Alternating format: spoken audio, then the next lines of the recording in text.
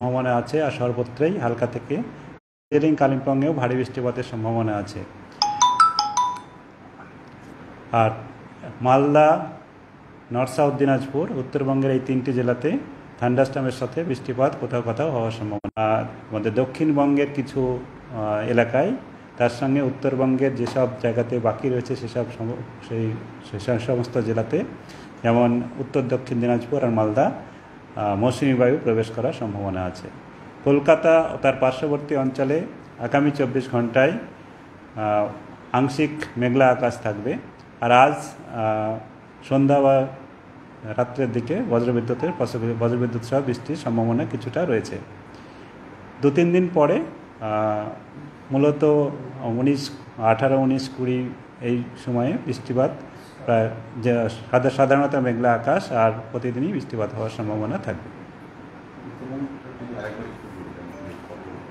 উত্তরবঙ্গে আমাদের সর্বত্রই বৃষ্টিপাতের সম্ভাবনা আছে আগামী 5 দিনেই, হালকা থেকে মাঝারি।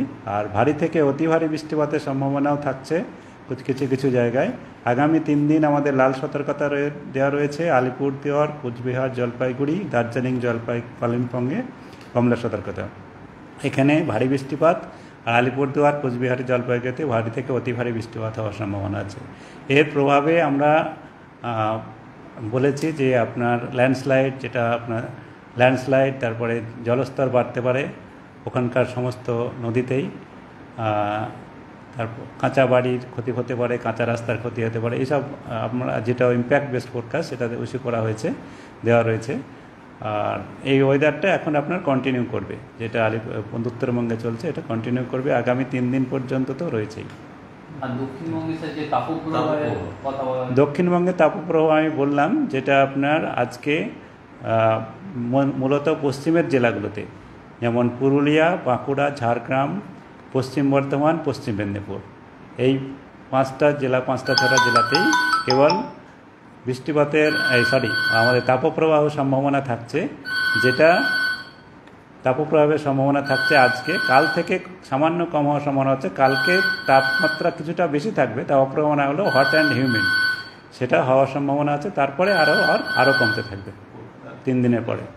কলকাতাতে তাপমাত্রা এখন 1-2 ডিগ্রি স্বাভাবিকের থেকে বেশি আছে। আজকে যেমন 37-এর আশেপাশে থাকবে। আর পরশুদিন কালকে 36-এর আশেপাশে, তারপরে আরও কমবে।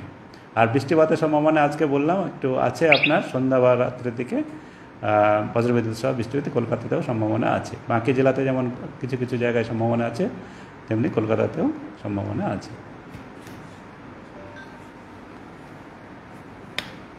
ঠিক আছে।